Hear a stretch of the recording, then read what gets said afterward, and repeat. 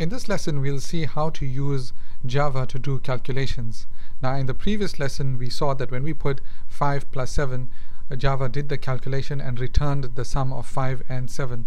Let's try that with other calculations, with other operators. For example, if I put 3 minus 2, 3 minus 2, what will happen is Java will output the result of 3 minus 2, just to test it out.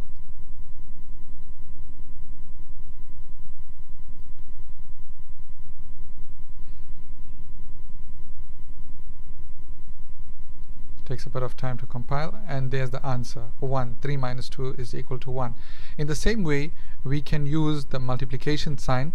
Now, the multiplication sign in Java and all programming languages essentially is the asterisk sign. So you'll press Shift plus 8 and that gives you the multiplication sign. It is not the X sign like we used in school.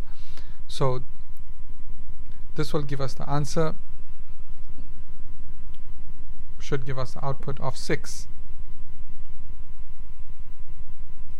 There we go. 3 times 2 is equal to 6. We can also use a combination of operators, just like we would do in mathematics. Alright? 3 times 2 plus 5. What do you think this will give?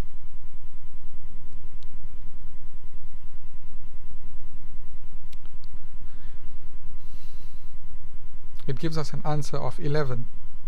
Now, what this meant is that Java first did the multiplication sign and then did the addition, then evaluated the addition sign. Alright, so Java works in a similar way to the BODMAS rule in mathematics. There is such a thing known as operator precedence, where certain operators take precedence over others. Let's try putting the 5 before the 3 and 2 and see what results we get then.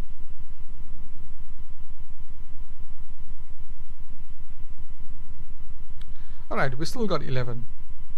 We understand from this that in both cases Java is evaluating the multiplication sum first and then doing the addition. Now this is known again as operator precedence. So how do operators work? In what sort of precedence order?